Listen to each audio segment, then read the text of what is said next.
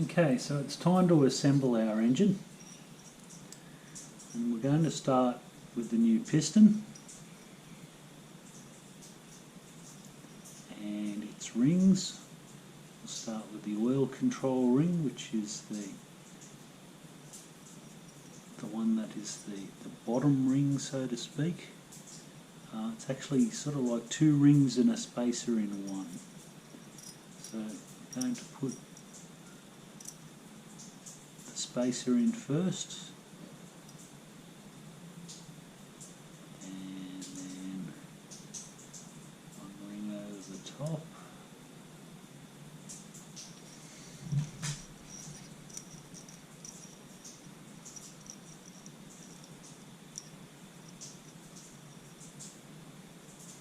So that's one. And the other one, so that one went underneath the spacer, and this one now goes on top of the spacer.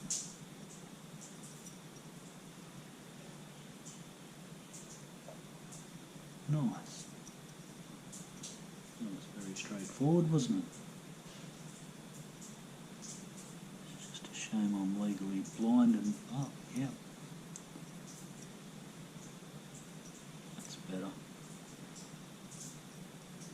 It's just a shame that I'm legally blind and going to the optometrist tomorrow, because my prescription obviously is not up to scratch. But there we go.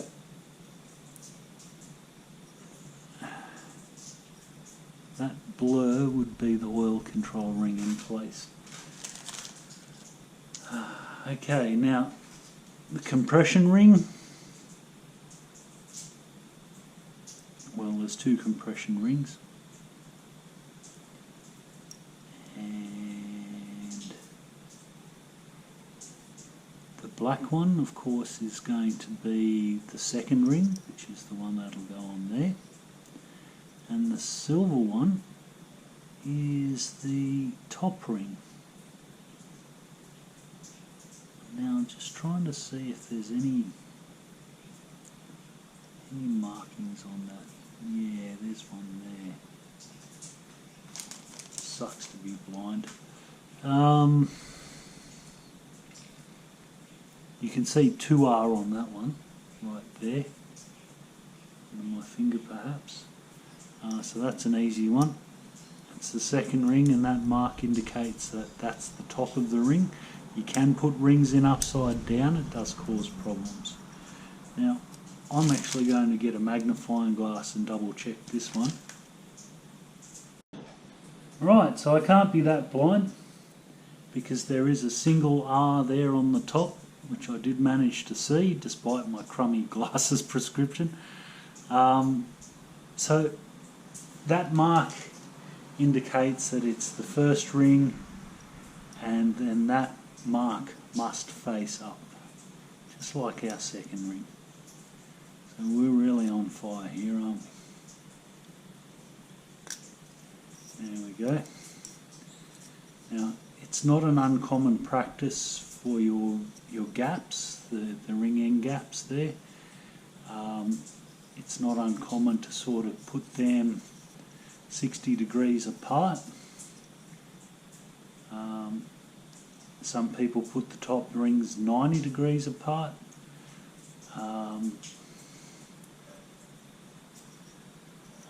Sorry, 60 degrees. 120, 1, 2 and 3.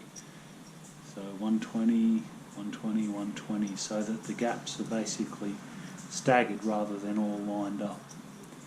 So at the moment I'm just trying to, here we go, trying to locate the oil control ring gaps. I mean, this doesn't have to be perfect either, because these rings will move. Unfortunately, it's just a fact of life. Okay, now one last thing to look at. Most pistons have either in, that you can see there, that means inlet. Where the carburetor is, that's the inlet side, so this piston will sit like that. Generally your exhaust valve will always be smaller than your inlet, so even if it's not marked within, see how the cutout for the exhaust valve is smaller than the inlet. So that's another way to look at it. And this, by the way, is why I love the Total Conversion series more than the bore swap series. Is nice dish piston, perfect compression ratio, very streetable. Generally between 9.2 and 9.6 on the 185. A little bit stouter with the 200. Quite high on the 200, but there is a low compression version of that. Now, the last thing we need to do instead of waffling on is with this piston is we're going to put one of the circlips in, so that when we put it into the motor, we will just need to put the circlip, the gudgeon pin or piston pin in, and then the second circlip, and we're done.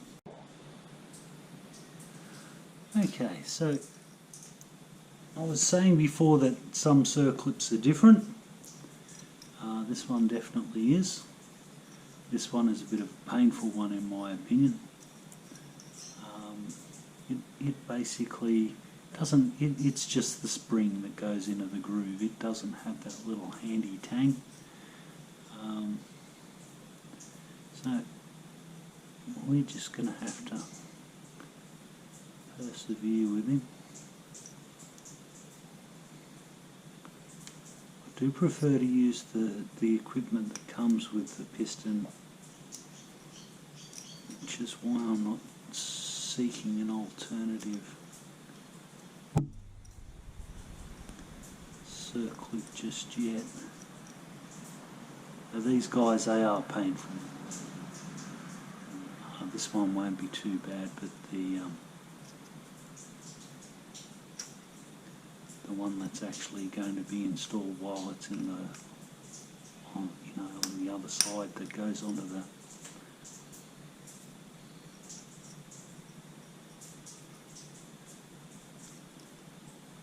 I'll start again.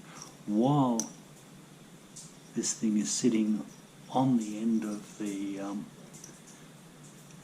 connecting rod, it's going to be very painful to fit that. But we've got one. That's why we should always do them while they're out of the bike. It's easier. But you can see there, that's the circlip sitting in its groove there.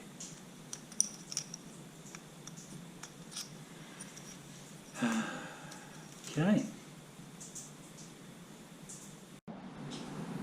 Okay, so this is one of those things where if you don't take your time, it will degenerate in absolute bedlam really quickly. And by that I'm referring to putting this circlip on. So big cutout or in goes onto the carburetor side.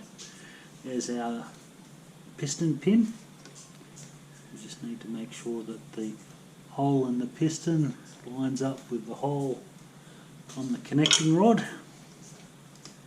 and then we slide our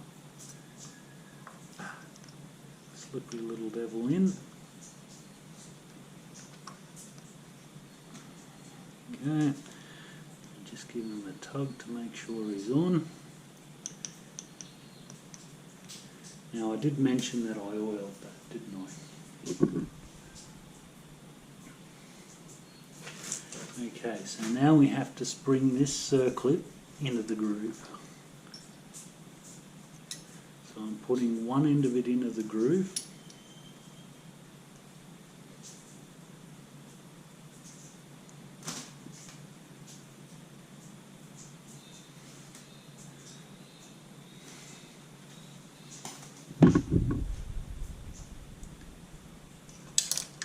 That screwdriver would be handy, but I don't want it just yet.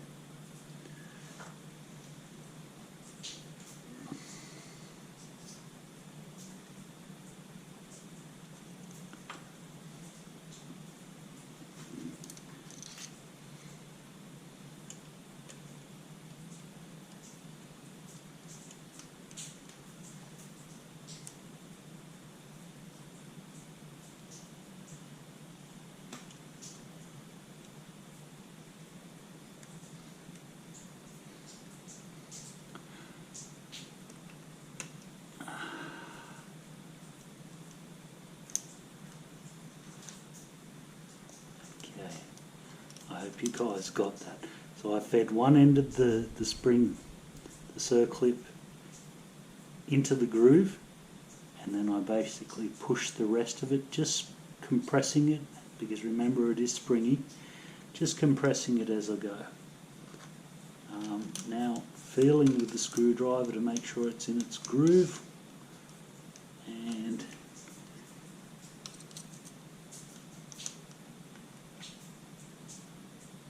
pushing the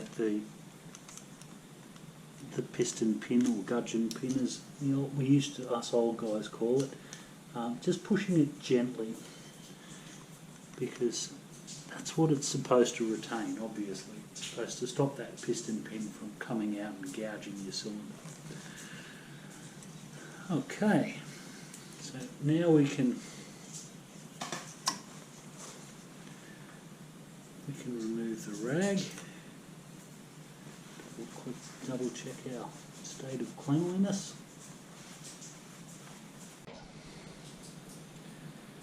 Now, there are two ways that this gasket can go on. See the little holes up the top? Let them be your guide. See that? Those two holes, one there, one there. And just slip that in.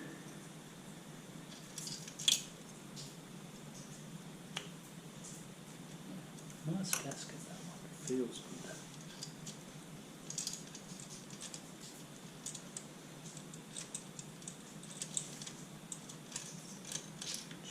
Pulling our cam chain up. Now check to make sure all of the holes line up. So you've got the 4 holes that go onto the studs that do hold the head on the cylinder. You've got 2 on the side here. Also for retaining the head in the cylinder, of course.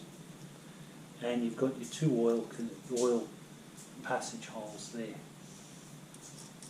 So, next step, of course, is to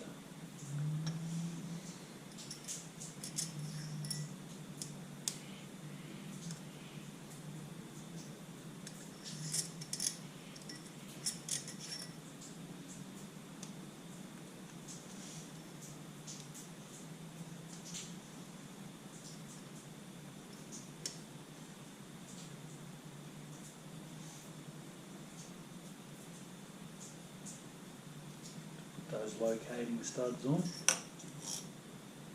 those little dowels.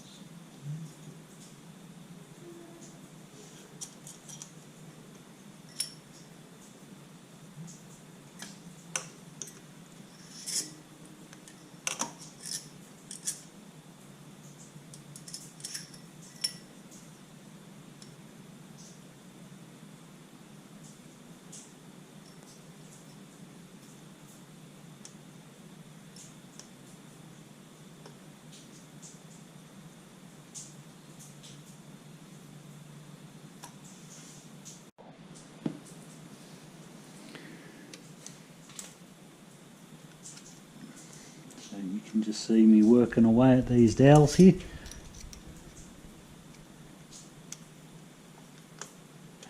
Okay.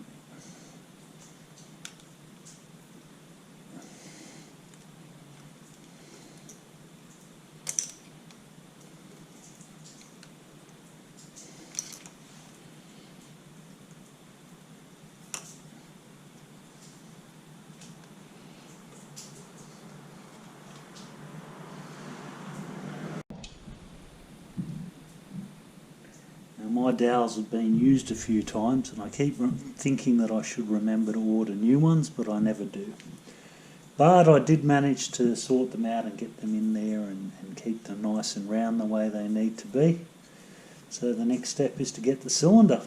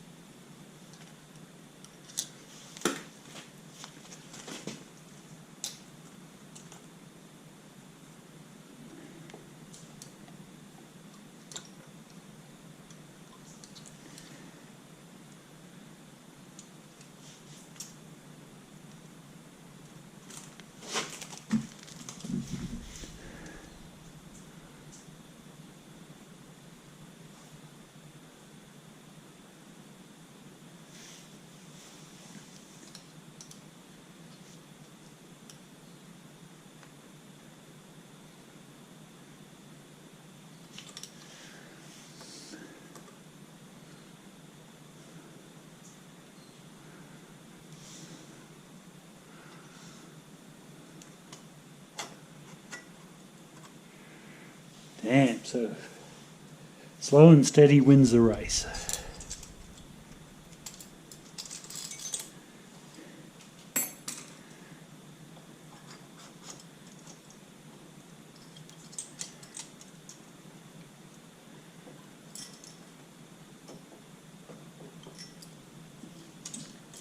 I'm just making sure that gasket's where it should be.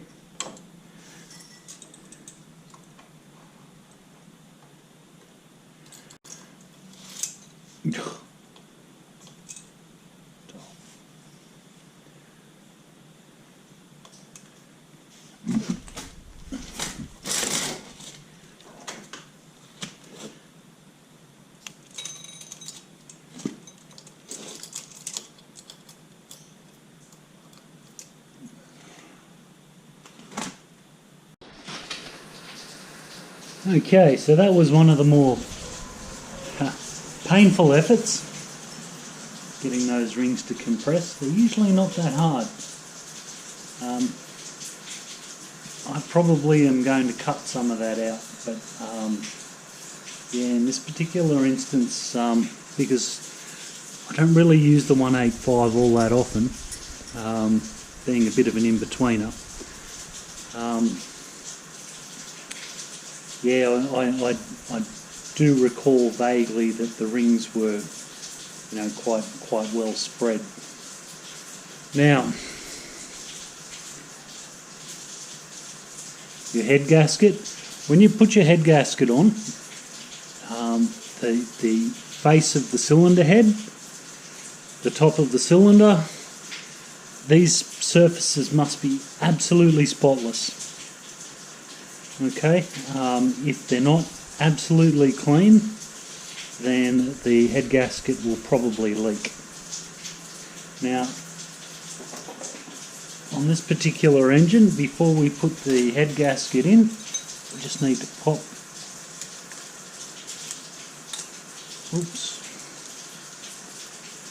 the valve guide, so it goes with the pegs on the back and the actual cam chain rubs against there. So, like that. And now the head gasket goes on top. So you can sort of see the straight part where the cam guide is, the two bigger holes for where the dowels are, which you saw me pop on.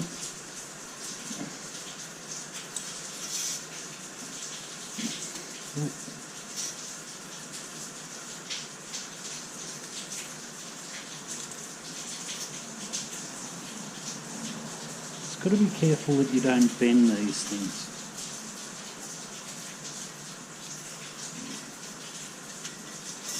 There we go.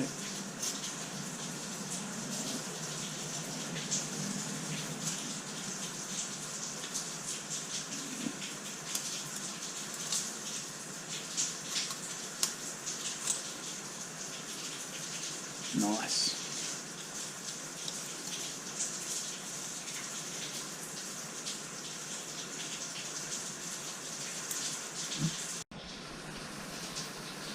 Okay, so the next step is to put the cylinder head on.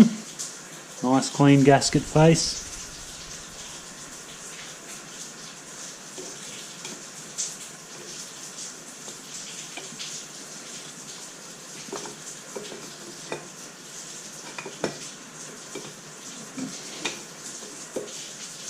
Whoa. Getting a little bit tricky with all these bolts sticking out. I'll try this way, or no, we'll just take the bolts out, I reckon.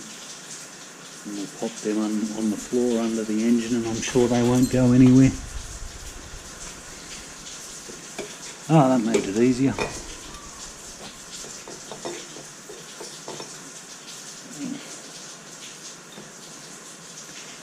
Okay. And threading the cam chain up. You never lose sight of it, you guys might have noticed.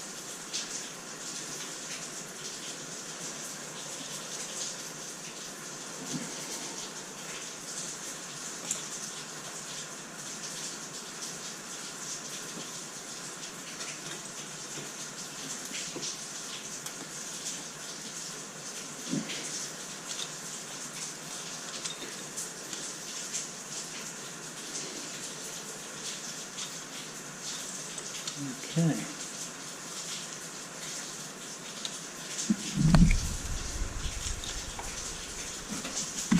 Just wiping this screwdriver with a clean rag because I don't want to run the risk of contaminating anything at this point.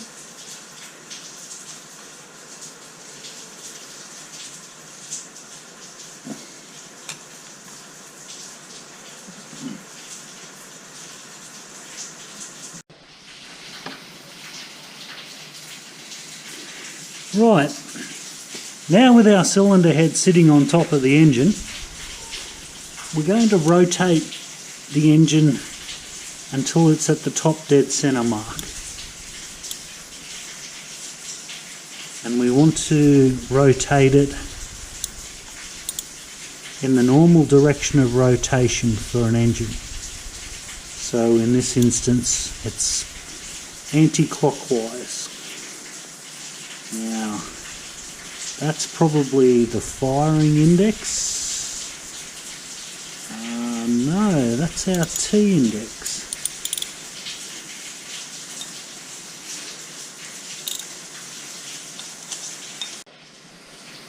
So there's our camshaft carrying frame. Make sure you've got the two locating dowels, one there and one there.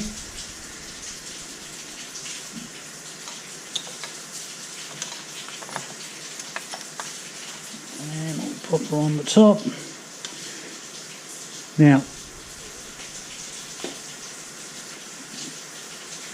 for the camshaft, what you can do, there's a couple of ways you can approach it, but with the standard camshaft, with this little knob and this keyway pointing up, and the two bolt holes roughly parallel to the rocker cover gasket surface there, so we're not opening valves onto the top of that piston basically.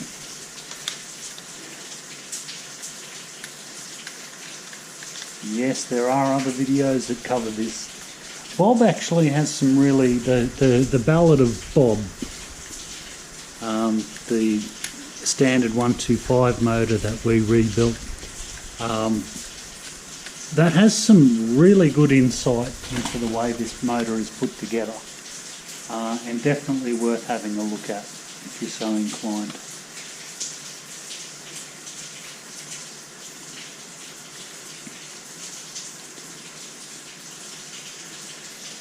Okay, so they're down finger tight.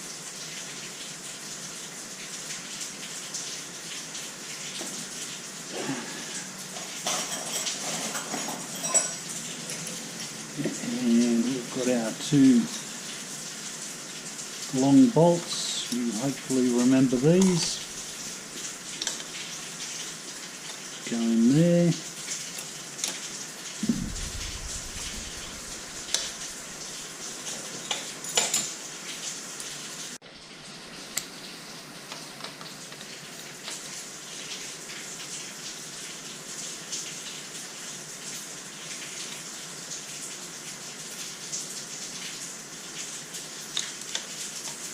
Yeah.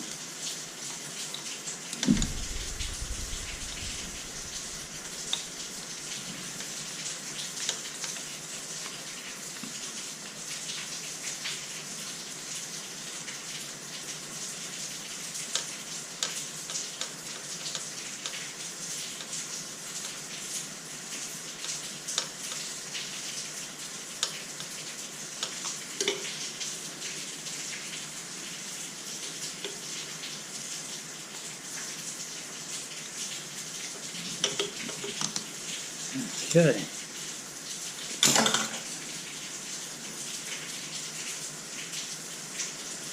Starting to come together.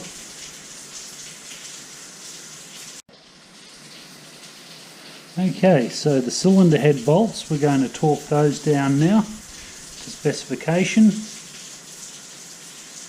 and they should be 24 foot-pounds.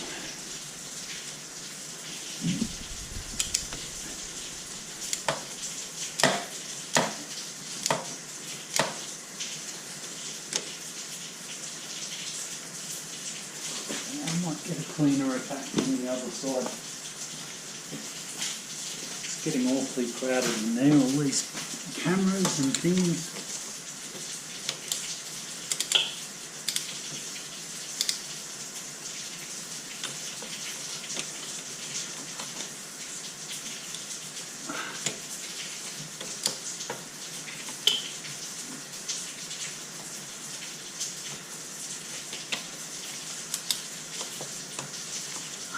Seriously?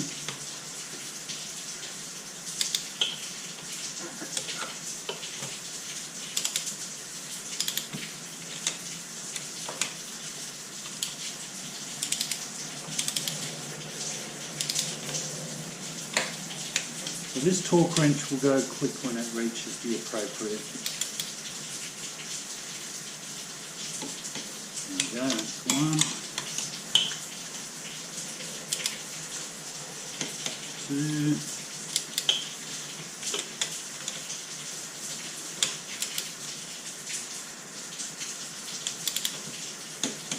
Three. Four. Nice.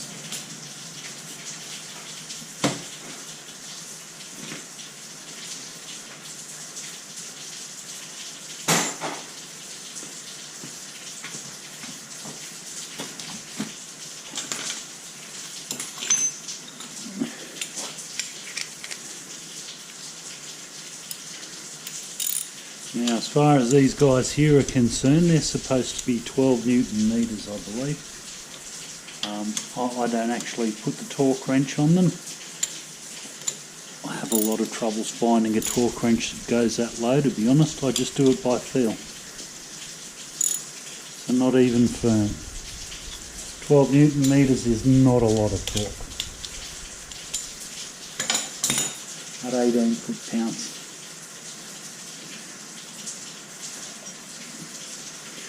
Right, so let's have a look at our sprocket.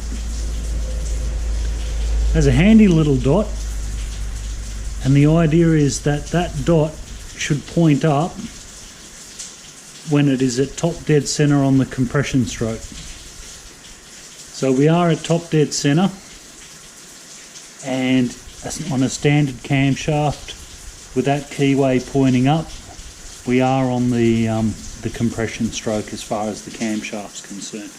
Now we have a line there and there, and the idea is that that line actually lines up with the top of the rocker cover gasket face. So like that, but of course over here. Alright, once again there's a video on this.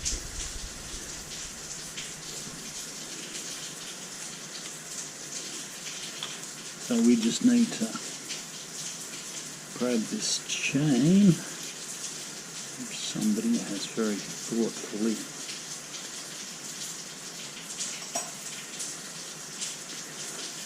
stuck up.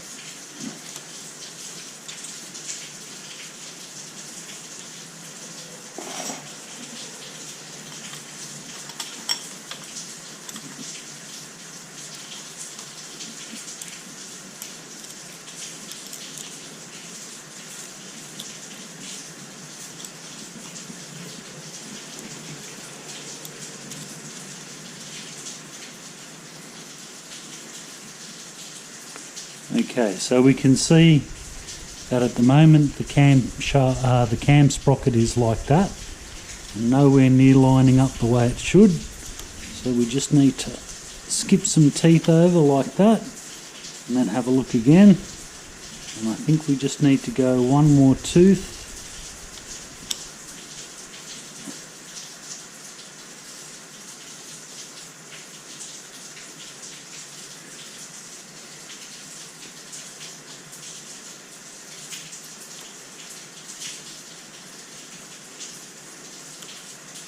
And I'm putting it onto the actual camshaft, and I'm twisting it that way, sort of put, I'm twisting it clockwise to sort of put a bit of tension on it,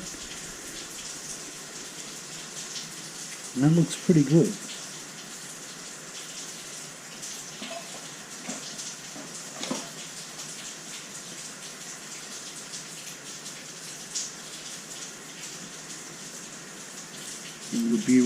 good idea not to drop these. Oh, or that even.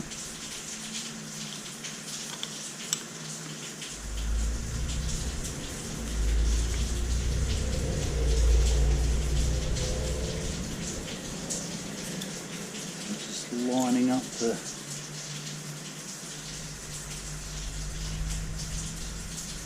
bolt holes of the sprocket now.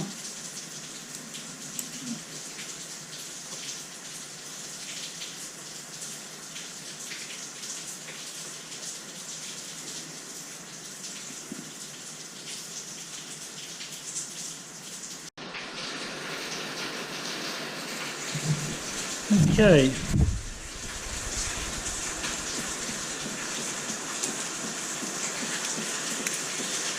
So the next thing we need to do is just tighten these guys up.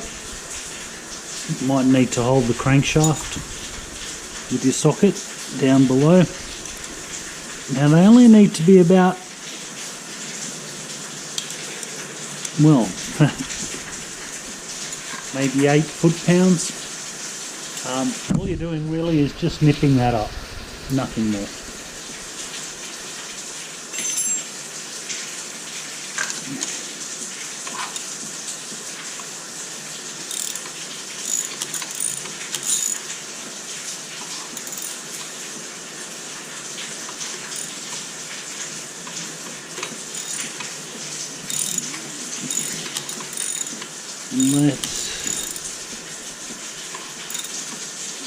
Okay, so we're just going to bring that around to about there and double check our camshaft timing.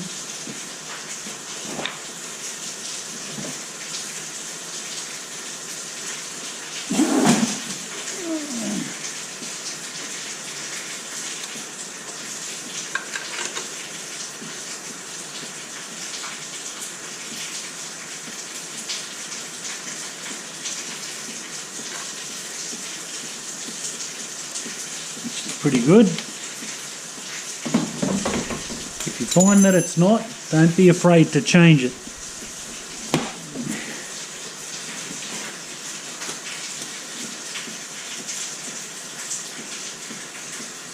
Now the next thing we need to do is put the tensioner mechanism on. So we're going to put the tensioner, the cam chain tensioning device on. Now we were clever and we removed the little locking nut in advance. Now that is the tensioner at full extension and it pushes against the pad on this side. Now if we were to push that in, it would put an incredible amount of tension on the chain. So we need to drop that chain tension off. Now there's a little slot in the back of the tensioning mechanism that we can put a small screwdriver, and what we do is we wind it right back until it won't go any further, and then we get the little, then we nearly drop the little locking screw.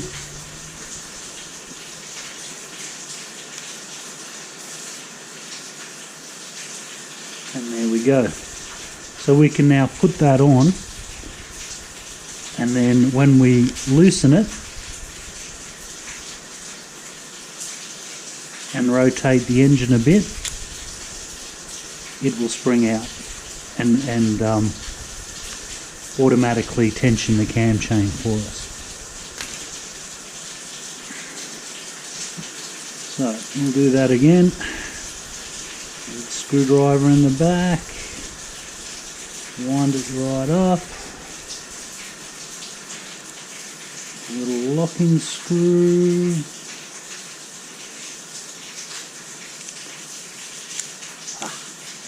If you don't wind it right up as far as it'll go, the locking screw won't make contact and prevent it from springing out.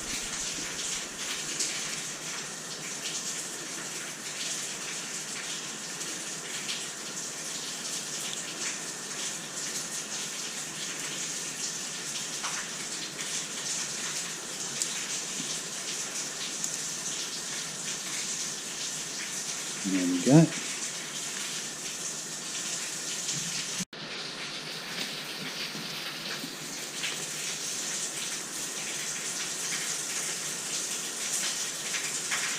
Okay, so he just goes, oh, that can happen. Could happen to you. Best advice, don't panic.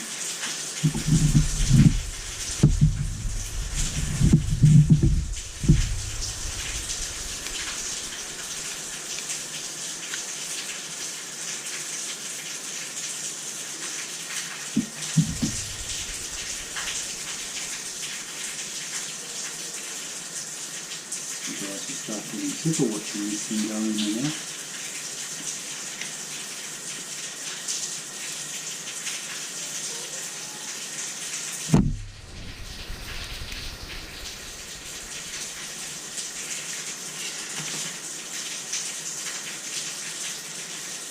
Alright, let's try again.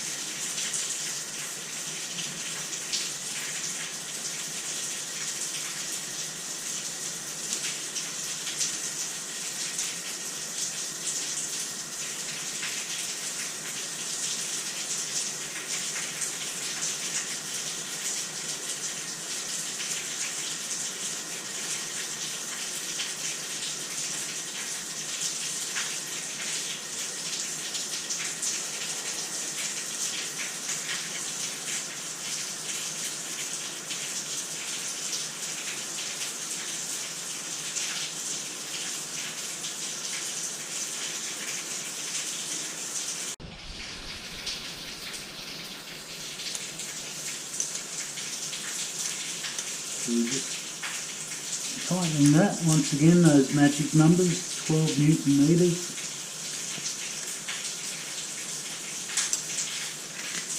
And then you loosen the locking nut. And our trusty screwdriver.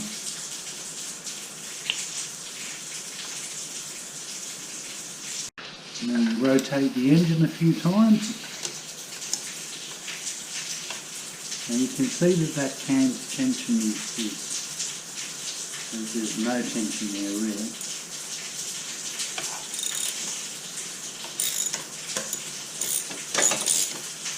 And there was a clicking noise.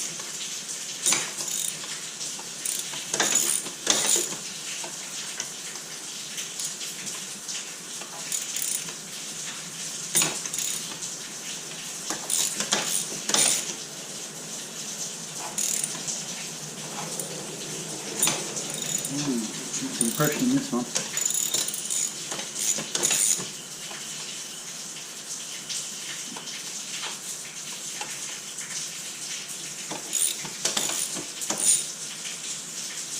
Yeah, much better. Okay. So once again we're rotating the engine around now until the mark on the cam sprocket is level with the top of the rocker cover, the rocker cover gasket face, and our keyway is pointing up, and that is the position where we set our valve time, our valve clearance. Sorry, valve clearance. And we just want to tighten up that locking screw once again on the tensioner. Okay, let's do some valve clearances. I know you're sick of hearing this, but there's actually a video on this as well. The inlet is 0.03 or 3/1000ths of an inch, 0.8 millimeters in the new tongue, and the exhaust clearance is 5/1000ths of an inch, 0.005 thousandths of an inch, or 12 millimeters, 0.12 millimeters, not 12 millimeters. I don't think we could do that. 0.12 millimeters. Okay. Now these actually shouldn't be too far off, because it's the same cylinder head. The clearances were correct. All we've done is dismantle things and put it together again. But engines work in mysterious ways, so we definitely have to check them. We can't assume that they're right. And that one's nice. That one was obviously set by somebody who was knowledgeable and dashingly handsome. Or at least some of these things. And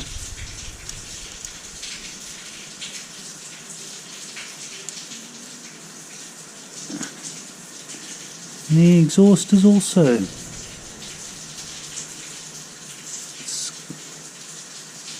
it's okay. I would have said maybe a little loose, but no, not really. No, good drag. So basically what we're doing is putting the feeler gauge between the top of the valve and the rocker adjuster here, and changing the clearance in between the two to make sure that they are correct. Okay, so sadly these guys are correct, and I'm not going to change them. You will, if you need to adjust yours, check out the video, seriously.